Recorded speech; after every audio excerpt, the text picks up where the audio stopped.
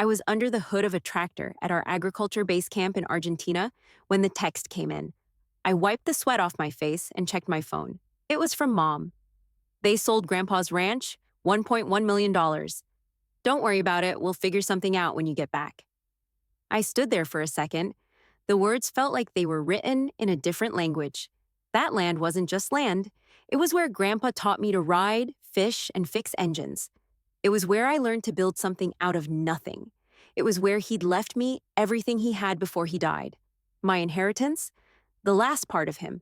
I didn't respond with anger. I kept it neutral, even though my chest was tight, my hands starting to shake. Nice price. Hope the buyer's solid. Because I was the buyer. They had no idea.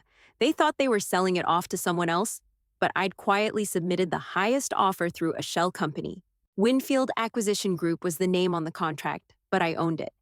TerraTrack Solutions, the drone surveying company I built from scratch, funneled all the funds into the purchase. They didn't know I was behind the scenes running this operation. The tech I'd started while working nights at grain silos had grown into a $35 million business, handling contracts with multinational farming firms.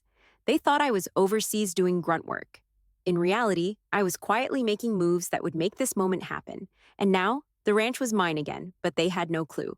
When I got back to Texas, they wouldn't know what hit them. While they thought I was off working overseas on small farm jobs, I was quietly building something else, something they'd never see coming. It started small, like everything else. A couple of drones, some cheap sensors, and a cheap-ass laptop. I was still living with my parents, working nights at grain silos in my early 20s. Those hours didn't leave much room for sleep, but they gave me the time to figure out a problem no one seemed interested in solving: how to track crop health across vast stretches of land without the hassle of boots-on-the-ground surveys. I spent hours tinkering, learning how to use basic satellite data and improving it with my own tech. There were a lot of nights where I almost gave up. But then I hit something: a way to measure crop yields with better precision using aerial drones. It was slow at first, small-time contracts, farmers who didn't quite understand what I was doing but were desperate enough to give it a shot. That's how it started. One deal, then two. 5 years later, I wasn't just scraping by. I had 6 contracts with multinational farming firms. TerraTrack Solutions was no longer a dream. It was a $35 million operation. I had a team in place, a full roster of clients, and enough revenue to push the company forward at a pace that left me stunned every time I saw the balance sheet. But I ran it behind the scenes, under a shell company, Winfield Acquisition Group. There were reasons for that. Reasons I didn't want my family to understand, because I knew how they'd react. I'd seen the way they looked at me. The screw-up who never finished college, who spent more time fixing engines and working out in the middle of nowhere than doing real work. They thought I was still on the fringes, out of touch. The fact that I was running a $35 million business didn't matter. They wouldn't have gotten it. So I kept everything hidden, moved silently, like a shadow. When Grandpa's ranch hit the market, that was when everything changed. I'd been watching it for months, even before he passed. I had the money to buy it. That wasn't the issue. The problem was the way they treated it, the way they treated me. Selling it? I couldn't let that happen. Not when I had worked this hard to get to the point where I could take it back. So I made a call to my team. Winfield submitted the top offer, an anonymous one, of course, the kind of offer no one would question. And when the deal went through, my family thought they were handing it off to some stranger. They had no idea they were selling it right back to me. It was the perfect plan.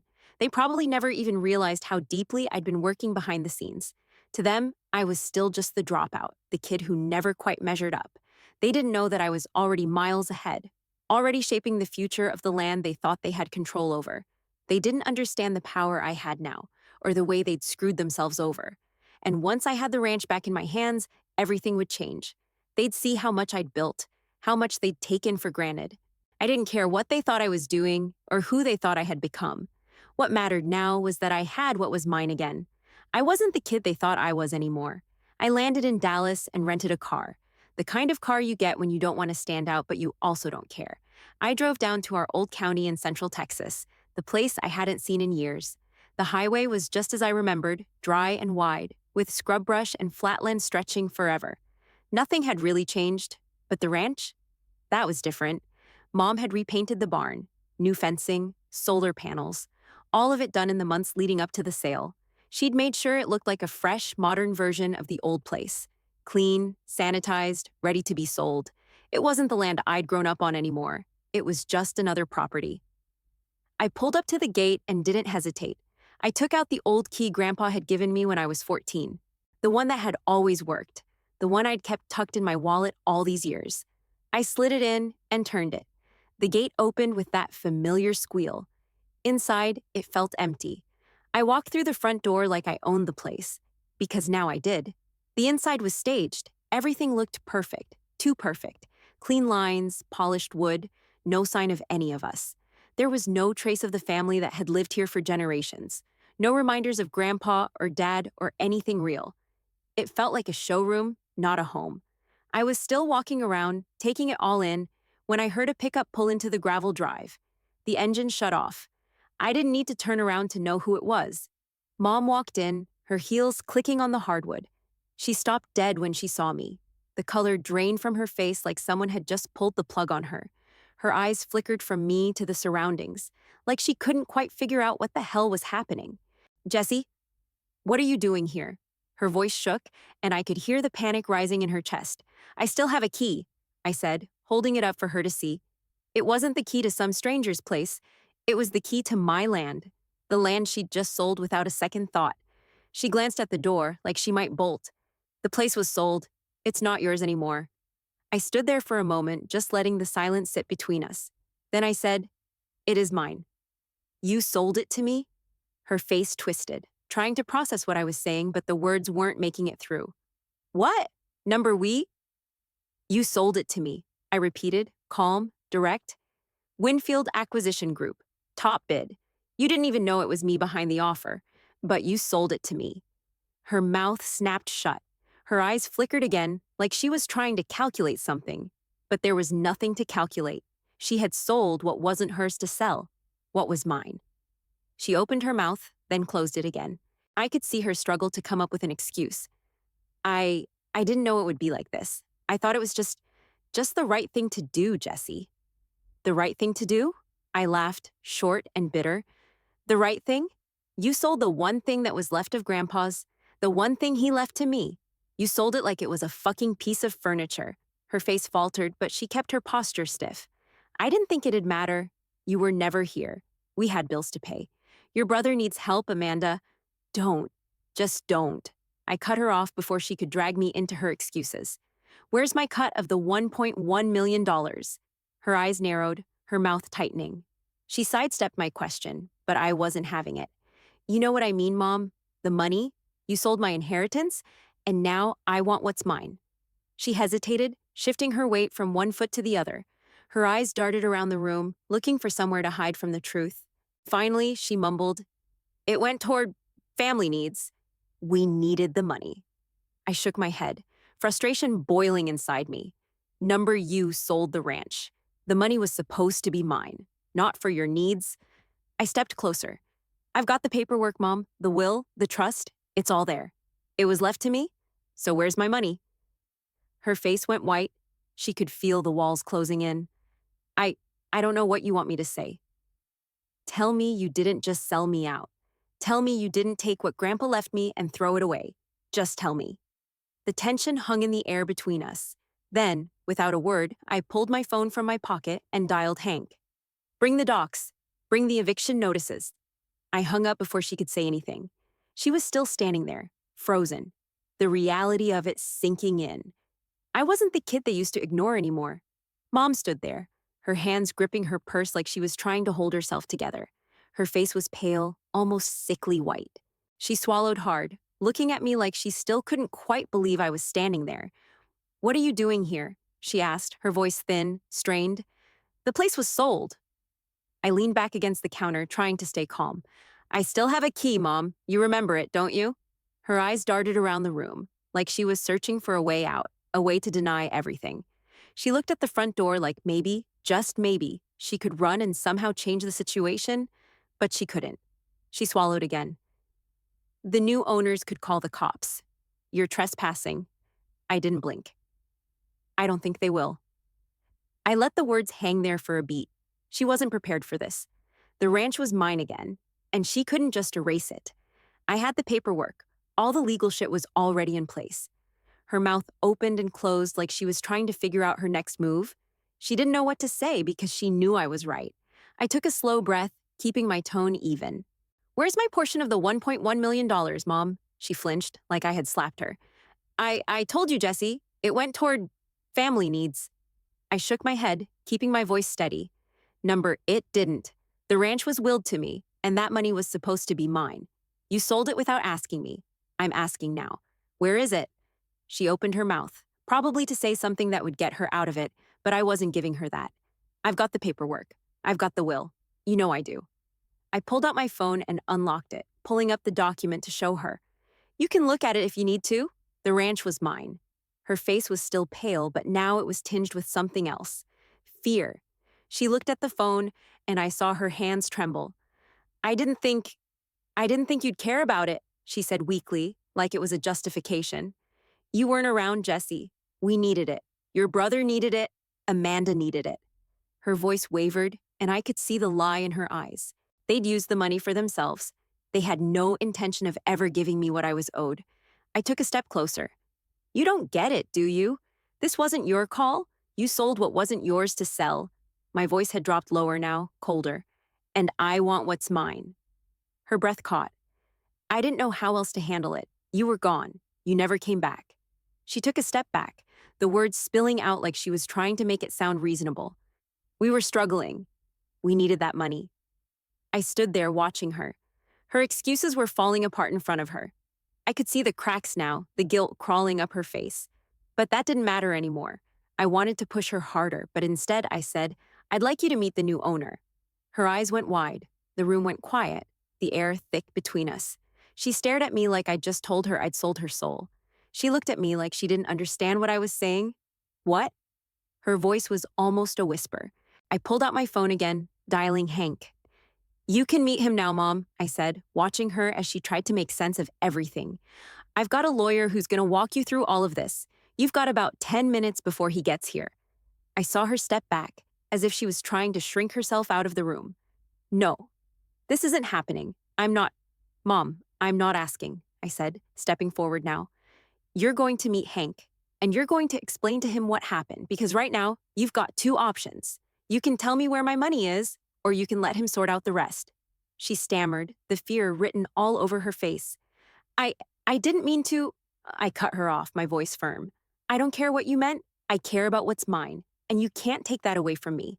The sound of a car pulling into the driveway interrupted us. Hank. Mom looked out the window, then back at me. She didn't say anything else. She just stood there, frozen. And I didn't need her to say anything. The look on her face said it all. She knew the game was up. I didn't have to wait long. The sound of Hank's sleek black SUV rolling up the gravel drive echoed in the quiet air. I stepped to the window and saw him step out, his briefcase in hand. He was a sharp guy, clean cut, always in a suit that made him look more like he belonged on a high-rise than at a ranch. But that's why I hired him. He knew how to handle the kind of business I was in, and how to handle people who thought they could get away with things. Mom was standing by the window, still frozen in place. She wasn't sure whether to greet Hank or pretend like this whole thing wasn't happening. I opened the door before Hank could knock. Come on in, I said, stepping aside. Hank walked in, offering no more than a polite nod to my mom. He didn't acknowledge her, didn't give her the opportunity to say anything. To him, she was just another person standing in the way of a deal. And that was exactly what this was. A business deal. Jesse, Hank said, nodding at me. He didn't waste any time getting to the point. He placed the briefcase down on the kitchen table, opened it, and pulled out a thick stack of documents. He handed me the ownership papers first. I skimmed through them quickly and slid them over to my mom, not bothering to look at her. You might want to take a look at this, I said, my voice even. You sold the ranch to Winfield Acquisition Group. Winfield is owned by TerraTrack Solutions, and TerraTrack Solutions is owned by me. Her hands trembled as she reached for the papers. She didn't say anything, just stared at them like they were written in some foreign language. The reality of the situation was sinking in, but she still hadn't fully accepted it.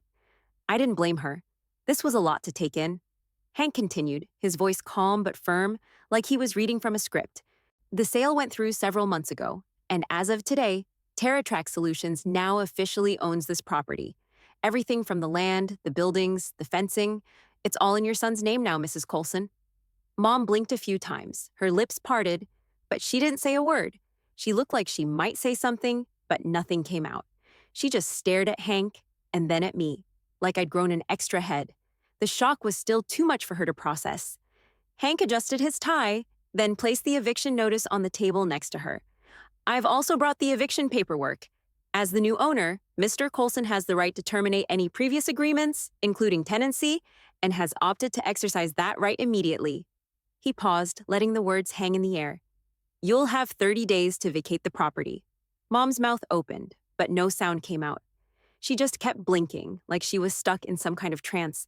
There was no anger in her expression, just confusion and a growing sense of disbelief. Hank didn't give her time to catch her breath. There's also a financial matter to discuss. Mr. Colson will be seeking restitution for the $1.1 million that was misappropriated. I'll be handling the details of that over the next few weeks. I didn't need to say much after that. The ball was in their court, and it was up to them to decide how to handle it. I could see Mom's face getting paler with every word Hank said. She looked like she might crumble right there, and part of me didn't care. She had made her choice. Now it was time to face the consequences. I stood there quietly, watching as she read the papers, slowly digesting what had just happened. Her fingers moved over the text, her face blank. She couldn't look at me. She wouldn't. Finally, she spoke, her voice barely above a whisper. You were behind this? All this time? I didn't answer. The answer was in front of her. It was in the papers on the table, in the eviction notice, in the money she thought she could take without consequence. Hank stood there, letting the silence stretch out, and I let it stay that way. There was nothing more to say. After a minute, Hank looked at me, then back at Mom. We'll give you a moment, Mrs. Colson, he said, his tone soft but final. The legal details will be handled through my office. I'll contact you with further instructions. With that, Hank grabbed his briefcase and gave me a nod. He turned and walked out without another word, leaving me alone with Mom. The room felt heavier now, the space between us colder. I stood still, waiting for her to say something, anything, to break the silence. But she didn't. She just sat there, blinking, trying to piece together a reality that didn't make sense to her. And I watched, because, for the first time in a long time, the power was mine. The silence stretched between us after Hank left, and I watched her trying to find the right words. The way she sat there, blank-faced, like nothing was real, made my stomach twist. But it was time for her to understand what this all meant, for both of us. I moved a little closer, folding my arms. You always treated me like I was the screw-up, like I was just some kid who couldn't finish college, like I was never good enough. She winced, but I wasn't done yet. You remember when I sent money home for Cole's shoulder surgery? Or when I chipped in for Amanda's baby shower? Hell, even when I helped with Grandpa's taxes, I did that. From the other side of the world, while I was busting my ass in the Andes, her eyes shifted, and I could see the guilt flicker for a second. Jesse, I didn't what? What, Mom? What exactly didn't you do? Because I was the one out there working my ass off, and all I ever heard was how I wasn't enough, how I wasn't there. You made sure I felt like I'd abandoned you, like I was the failure, even when I was doing everything I could. I let the words hang in the air for a moment. Her lips pressed together, but she didn't argue. She couldn't. She knew I was right. I took a step closer, my voice lower now, more deliberate. And then you go and sell what was mine, what Grandpa left me. You spent that money, knowing full well it wasn't yours to spend. How does that feel? She looked away, her hands resting on her lap, fingers twitching like she wanted to do something but couldn't. She didn't say anything, just stared at the floor like she was hoping the earth would swallow her up. But she didn't get to hide from this. Before she could respond, Hank's voice cut through the tension. He had reappeared in the doorway, holding the eviction notice out to her. Mrs. Colson, as discussed, you have 30 days to vacate the property. He handed her the papers without a second thought. She took them, her fingers trembling, but she didn't look at him. She looked at me instead, as if hoping for some kind of mercy. Where am I supposed to go? She asked quietly, almost pleading, her voice breaking as she looked from the papers to me. I didn't soften my tone. Start with the downtown condo you bought. Her face drained of color. She blinked rapidly, like the reality was just setting in. You knew about that? I didn't flinch. I've known about everything. I didn't have to be here to know what was going on. She shook her head like she couldn't believe what I was saying. Jesse, we needed that money. I was just trying to keep things together. I couldn't take it anymore. No, Mom. You were trying to keep your own life together, not the family's. You've been treating me like I didn't matter for years, and now you're trying to play the victim. You don't get to do that anymore. Her eyes welled up and she looked away. I didn't care. I was done pretending that I owed her something I didn't. I stepped back, giving her space but making sure she understood. I'm not asking for an apology, and I'm not here to listen to any more excuses. The ranch is mine. You've got 30 days. I suggest you start figuring out what's next. She sat there, silent, staring at the eviction notice like it was some kind of foreign language. I could see the fight drain out of her. She didn't have anything left to say, and that was fine by me. I turned to walk out, but before I reached the door, I looked back. One more thing, Mom. Don't ever forget who made this possible. You thought I was nothing, but now I'm the one who owns the land you thought you could sell off, and I'm the one who's calling the shots now. I left her sitting there, holding the papers, staring at the place that used to be home. The ranch, Grandpa's place. The place she thought she could get rid of without me ever knowing. It wasn't just the land that had changed, it was everything. And I wasn't going to let her forget that. I didn't even make it out the door before my phone buzzed in my pocket. It was Cole. I almost didn't pick up, but then I did anyway. Jesse, he snapped as soon as I answered. What the hell are you doing? Mom's freaking out? She's crying, man. She said you've gone corporate crazy. What's going on? I leaned against the door frame, taking a breath. It wasn't surprising. Cole was always the emotional one, the one who couldn't see past his own feelings. Yeah, she's probably crying because she got caught. She thought she could sell what wasn't hers to sell. There was a pause on the other end. What the hell are you talking about? I couldn't deal with this half-assed confusion. I bought the ranch, Cole, the land Grandpa left me. I bought it back after she sold it, and now she's acting like she didn't just sell me out. Cole exhaled sharply. You bought it? You mean you did all this just to take it back? Jesus, Jesse, what the hell is wrong with you? I let the silence settle before responding. What's wrong with me? What's wrong with you? She sold my inheritance, Cole, the land Grandpa left to me, and you just let her do it. You didn't even try to stop it. You're missing the point. His voice rose, angry now. You don't just throw her out like that. You don't evict her, Jesse. She's our mother. Families don't do that. I could feel my teeth grinding as I responded. Families don't steal inheritances either. What was I supposed to do? Let her walk away with all of it? Cole didn't have an answer for that. He probably knew deep down that I was right, but he wasn't about to admit it. He wanted me to back off, to play the part of the good son who lets everything slide. I don't care about the money, man, he said, his voice softer now. This is just, it's not right. Mom's going through enough. You've been gone, doing whatever, and now you come back and drop this on her. I've been gone. I couldn't hold back the sarcasm. You've been living here. You could have stopped her. You could have told her no. But instead, you all let her sell the land out from under me, and now I'm the bad guy? Cole was quiet for a long moment, and I was about to hang up when my phone buzzed again. I glanced at the screen. Amanda. I'll deal with you later, I muttered to Cole before answering. What now? I asked, trying to keep my tone even. Jesse, listen, you're overreacting. Amanda's voice was calm, almost too calm. Mom's in tears and you're acting like you've been robbed. It's just land. It's not like she— Wait, I cut her off, leaning forward. How'd you pay for your new SUV, Amanda? There was a sharp intake of breath on the other end, then nothing. Where did the money come from, Amanda? I repeated, more forcefully this time. She didn't answer at first, and the silence felt like it lasted forever. Finally, she spoke, voice tight.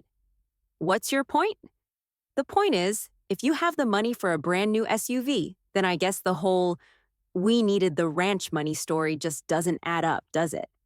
She didn't say anything for a while, and I could almost hear her scrambling to come up with something to say that would make me back down. But I wasn't going to. Not now. I didn't know it was that serious, she said finally. I didn't know you were going to— Don't, I interrupted. You didn't know it was serious? You didn't know Mom was selling what was mine? You didn't know she was spending the money on herself? Her voice softened. I didn't think you'd care that much. It's just money, Jesse. Just money? I could feel my pulse rising.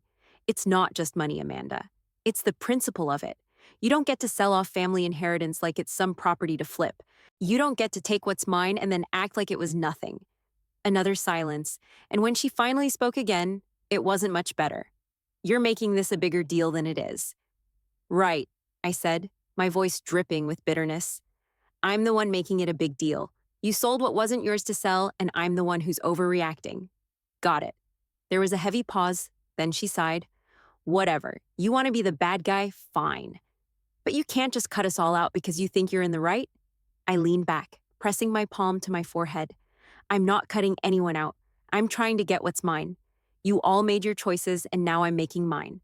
Amanda didn't respond. She didn't have anything left to say, and neither did Cole from the sounds of things. The only thing left now was for them to figure out how to deal with the mess they'd helped create. But I wasn't going to play the nice guy. Not anymore. A few days later, Hank showed up at Cole and Amanda's places with the official notices, the kind that couldn't be ignored. He delivered the financial recovery paperwork and the full demand for restitution, $1.1 million. They'd received it, they'd spent it. Now it was time to pay it back. I didn't care what excuses they tried to throw at me. The money wasn't theirs to spend, and they'd made the decision to sell Grandpa's land without thinking about the consequences. Now they had to face them. I sat in the kitchen when Hank made the call. He explained everything again, the restitution amount, the looming court date. Hank had his lawyer's voice on, smooth and neutral, like he was discussing a standard case. But I wasn't playing that game, not anymore. When Cole called me, his voice was thick with frustration. Jesse, this is insane. You can't seriously be asking for all that money back. I didn't hesitate. I'm not asking for it. I'm demanding it. You two spent what wasn't yours, and now it's time to make it right. Cole got quieter. He always did when I started talking money. You think we can just come up with that kind of cash overnight? No, I said flatly. But you had no problem spending it when it was handed to you. Now it's time to pay it back. You don't get to make excuses. He groaned. We're not sitting on a pile of cash, Jesse. What the hell do you expect us to do? You want us to sell our homes too? I could hear Amanda in the background, murmuring something I couldn't quite make out. But I didn't care. It wasn't about them being comfortable anymore. They'd made their choices. I expect you to do the right thing, I said. You either come up with the money, or I'll take you to court. I could almost hear him swallowing his pride. And if we can't pay all of it right now? Then I press charges, I replied without flinching. It's that simple. You're either part of the solution or part of the problem. There was a long silence, and I started to wonder if this was going to end in a standoff. Then Cole finally spoke up, sounding defeated. All right, he said, almost reluctantly. We'll give you what we can now, but we need more time for the rest. I waited, keeping my voice calm but firm. How much can you give me now? Around $600,000, maybe a little more. We can get that together within a couple of weeks. I leaned back in my chair, considering it. I'll take $850,000 up front, the rest in 2 years. You don't pay it, and I'll see you in court. There was another pause, but this time it wasn't hesitation. It was fear. I could hear in Cole's voice when he spoke again. You're serious about this. You're really going to make us go through with it. Absolutely, I said, my voice unwavering. This isn't a negotiation. It's a repayment for what you took, and I'm done waiting. There was a sound on the other end, shuffling, papers, someone whispering, before Cole finally came back to the line. Fine, he said. We'll do it. $850,000 up front. Rest in 2 years. I exhaled, knowing the deal was made. Good. And don't think for a second that I won't follow through if you back out. I heard Cole sigh, then Amanda's voice in the background, softer now, as if they knew they'd lost the upper hand. We won't back out, Cole said, the words laced with reluctance. But you're not making this easy, Jesse. No one ever said it would be, I shot back. You made your choices, and now you get to live with the consequences. The call ended, and I set my phone down, the tension still hanging thick in the air, but I felt a kind of relief, knowing that for once, I wasn't the one backing down. They were scared. That was good. It meant they understood the stakes now.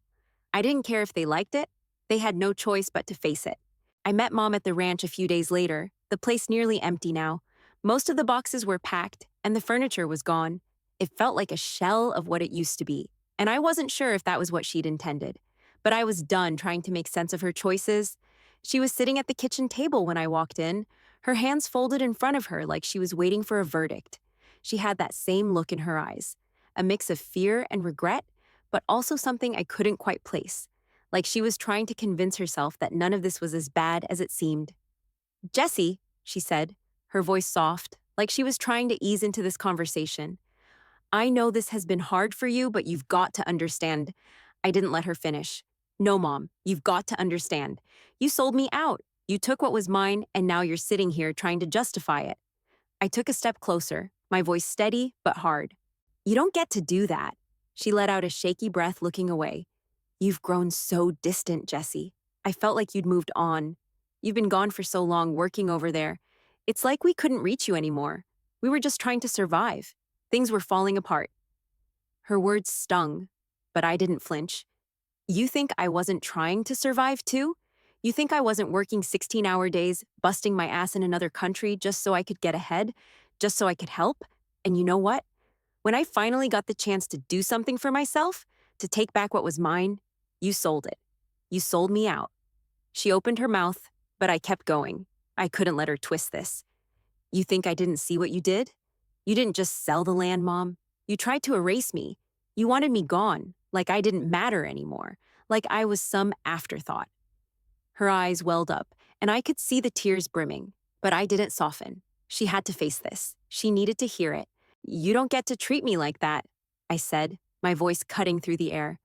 I was there, Mom. I was always there, even when you made me feel like I wasn't. But you made sure I was the one who never mattered. She wiped at her eyes, her breath catching. I never meant to hurt you. I didn't know how to fix things. I was scared. I didn't know what to do. I shook my head. Number. You didn't want to fix things. You wanted to fix your own life, to make everything easier for yourself, and you did it at my expense. You made me out to be the failure, the one who didn't care, while you got to live your life. You got to sell everything off. You didn't even stop to think about what it would do to me. Her shoulders trembled as she let out a sob, but I stood there, unmoved. This wasn't about comforting her. This was about her understanding what she'd done. I wasn't looking for an apology anymore. I was looking for her to face the truth. You sold my inheritance. You stole it. You took it all because you thought you were better off without me. And now you're sitting here, trying to explain it like I was the one who abandoned you. I never meant that, she whispered, her voice breaking. I never wanted to lose you. Then why did you sell the land? Why didn't you fight for me? Why didn't you try to make it right? I asked, my voice low, sharp, because I was out there, working my ass off, doing the best I could. And you couldn't even try to keep what was mine? She couldn't look at me anymore. She turned her head, her face crumpling. She couldn't handle it, but she needed to. She needed to know that I'd seen it all, that I wasn't the kid anymore. She cried then, and I stood there, waiting for it to pass. But I didn't cry. I wasn't going to. I was done with the hurt. I was done with being the one who always forgave, always gave in. When she finally stopped, she wiped her face with the back of her hand, looking at me with a kind of vulnerability that felt like it was too little, too late. I made mistakes, Jessie. I'm sorry. I didn't say anything. There wasn't anything left to say. She looked up at me, her voice small. Are we ever going to be okay again? I met her gaze, my jaw set.